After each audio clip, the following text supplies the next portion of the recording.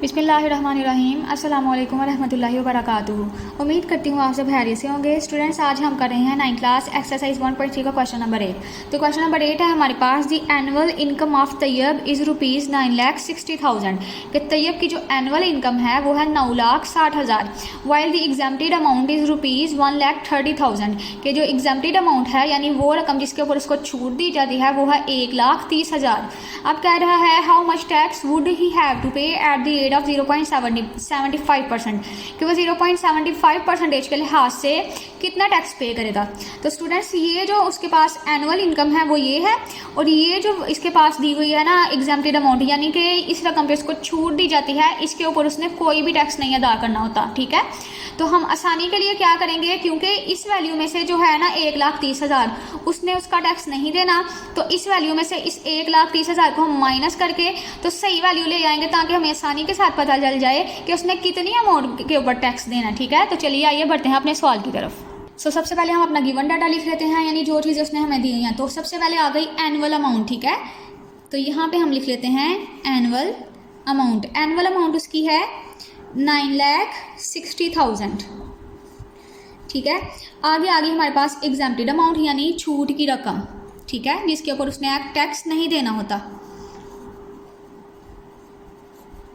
वो है 1,30,000। अब स्टूडेंट्स, मैंने पहले भी आपको क्लियरली बताया है कि ये उसकी टोटल एनुअल इनकम है और ये उसको छूट दी गई है, यानी इसके ऊपर उसने टैक्स नहीं देना। तो क्या करेंगे हम कि सही रकम निकालने के लिए कि कौन सी भी वैल्यू के ऊपर हमने टैक्स देना है, इसमें से इसको माइनस कर देंगे। ठीक है, तो हम माइनस कर लेते हैं।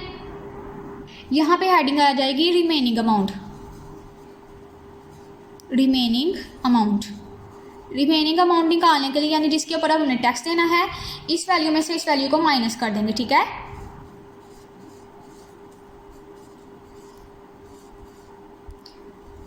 $30,000 को हम माइनस कर देंगे। ठीक है, स्टूडेंट्स, जब हम माइनस करते हैं 9,60,000 में से माइनस करते हैं 1,30,000 को, तो हमारे पास आ जाता है 8,30,000। तो हम इसको लिख लेते हैं, यहाँ पे आ गया 8,30,000।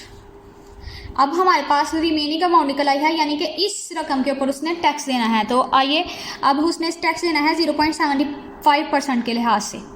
स्टूडेंट्स, यहाँ पे आ गई हमारे पास टैक्सेबल अमाउंट, यानी जिस रकम के ऊपर उसने टैक्स देना है। अब जो हमारे पास रकम बची है रिमेनिंग अमाउंट, वो हम यहाँ पे लिखेंगे, और जितने रेट के साथ हमने टैक्स निकालना था उसको उसके साथ मल्टीप्लाई कर देंगे 0.75%।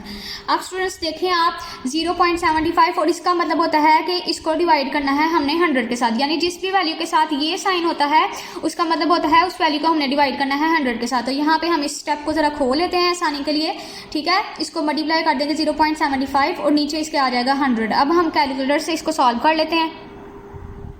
स्टूडेंट्स, जब हम 8,30,000 को मल्टीप्लाई करते हैं 0.75 के साथ और उसके बाद उसको डिवाइड करते हैं 100 के साथ, तो हमारे पास आंसर आ जाता है 6,225। तो ये हम यहाँ पे लिख लेते हैं 6,225, और यही है आप लोगों का आंसर। ठीक है, यही है टैक्सेबल अमाउंट, यानी इतना टैक्स उसने अदा करना है। ठीक है, तो ये था स्टूडेंट्स आप लोगों का आंसर। आगे बढ़ते हैं अगले सवाल की तरफ।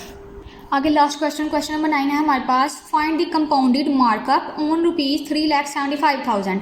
के कंपाउंडेड मार्कअप फाइंड करें इन पैसों के ऊपर फॉर 1 ईयर, 1 साल तक, eight the rate of 14% compounded annually.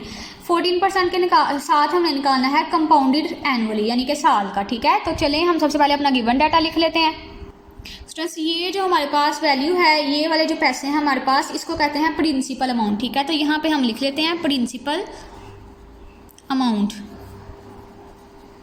तो वो हमारे पास है 3,75,000। आगे स्टूडेंट्स ने हमें टाइम दिया हुआ है फॉर 1 ईयर। ठीक है, तो हम यहाँ पे लिख लेते हैं टाइम।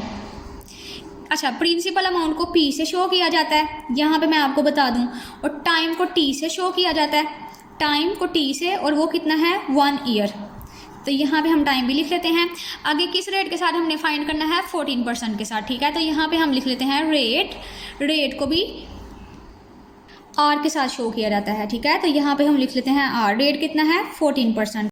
अब स्टूडेंट हमने निकालना है कंपाउंडेड एनुअली। यहाँ पे उसने हमें कह दिया है फाइंड द कंपाउंडेड मार्कअप, ठीक है। तो एनुअली हमने निकालना है, तो यहाँ पे हम लिख लेते हैं अब हम कंपाउंडेड मार्कअप, ठीक है। तो कंपाउंडेड मार्कअप का एक बाकायदा फार्मूला होता है, कंपाउंड मार्कअप, वो हमारे पास है क्वेश्चन मार्क। तो हम लिख लेते हैं according to formula, formula put करते हैं और इसको सॉल्व करते हैं।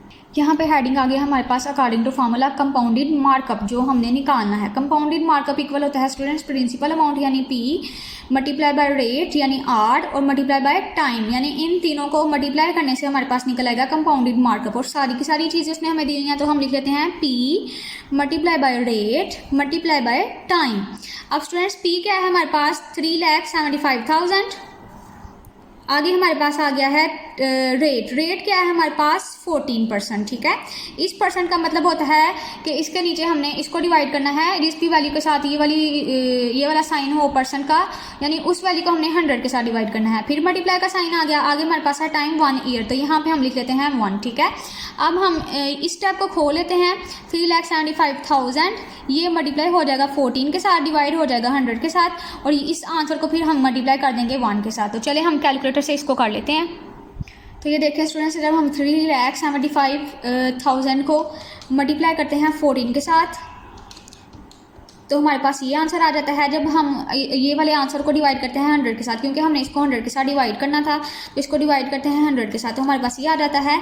ये जब स्टेप सॉल्व कर लेते हैं तो उसको मल्टीप्लाई करना है हमने 1 के साथ, तो हमारे पास आ गया है 52500 यानी 52,500। तो यही था स्टूडेंट्स आप लोगों का आंसर 52,500। पहले क्या किया है, इसको इसके साथ मल्टीप्लाई किया है, फिर जो आंसर आया है उसको इसके साथ डिवाइड कर दिया है, और फिर जो आंसर आया है उसको 1 के साथ मल्टीप्लाई कर दिया है, तो हमारे पास आ गया है 52,500। तो ये था स्टूडेंट्स आप लोगों का आंसर। आई होप आपको क्वेश्चन की समझ आई होगी। अगर क्वेश्चंस की समझ आई है तो वीडियो को लाइक करें और चैनल को सब्सक्राइब करें। मिलते हैं नेक्स्ट वीडियो में। अल्लाह हाफिज़।